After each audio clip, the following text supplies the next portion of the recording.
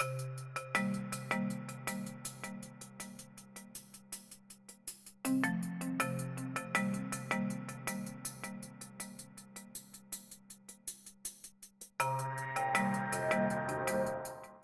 Cesar Chavez and Dolores Huerta were running up and down the Central Valley, organizing farm workers door to door, they initially had a very firm stance against outside donations. They didn't want money from anyone. They also didn't want to institutionalize the movement into any kind of structure that was beholden to any outside agency or the state. They believed that farm worker ownership would assure the mission would be complete to really transform the Central Valley agricultural industry into one of dignity, pride, and self-determination for farm workers. Now, however, at a particular moment in time in the mid-1960s, foundations funding the civil rights movement wanted to fund a Chicano wing of the farm worker movement. It started to fund a lot of other more moderate service organizations. American Friends Service Committee, CRLA, other organizations doing great work, but didn't have the same organizing agenda as Chavez and Huerta. Well, Chavez was smart, as always, and said, we gotta get in the game, because if other people are being funded, we're gonna miss out on this trajectory of organizations that are now building and institutionalizing.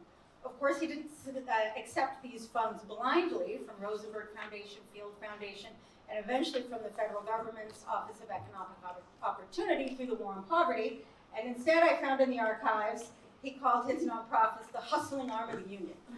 And so Chavez knew that institutionalization meant a hustle. He also knew that it meant negotiation. And for Cesar Chavez and the California Farm Worker Movement, it was a negotiation over many, many years of a vision of radical self-determination and a much more moderate understanding of bootstraps, self-help. Help yourself gain mobility into the system, right? And there were consequences for negotiating with wealth.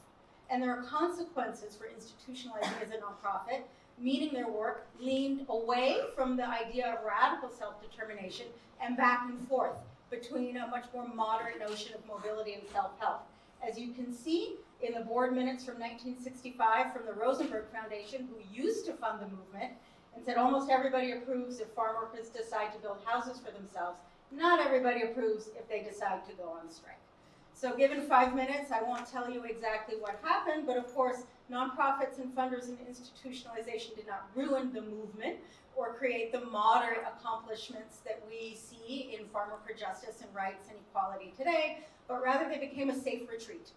And this is also shown by other scholars like Miriam Powell and Frank Bardacke. When things got really tough internally and externally, the nonprofits became a safe space to continue the hustle. So I close by maybe with a provocation for us to discuss later, which is that, as you can see from the Chavez example, these politics of institutionalization, of compromise, of negotiated frames of social change have to do with us, right? They have to do with people. They have to do with individuals. There are many, many foundation program officers who believed in the radical agenda of Cesar Chavez and Dolores Huerta in the early days of the movement. From Ruth Chance to Kirk Wilson, the Rosenberg Foundation was behind the movement. But they were negotiating the politics of philanthropic institutions, and they knew what the firm limits were there, and they, like Chavez, were dancing back and forth.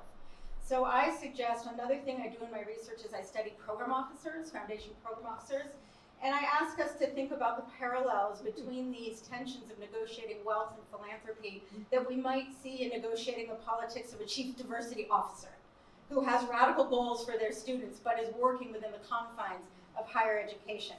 So I'm going to leave us with a quote from an anonymized woman of color program officer from a major California foundation and ask us to think what it means to negotiate diversity in higher education or a social justice institution in higher education, similarly or differently to the politics of philanthropy and social movements.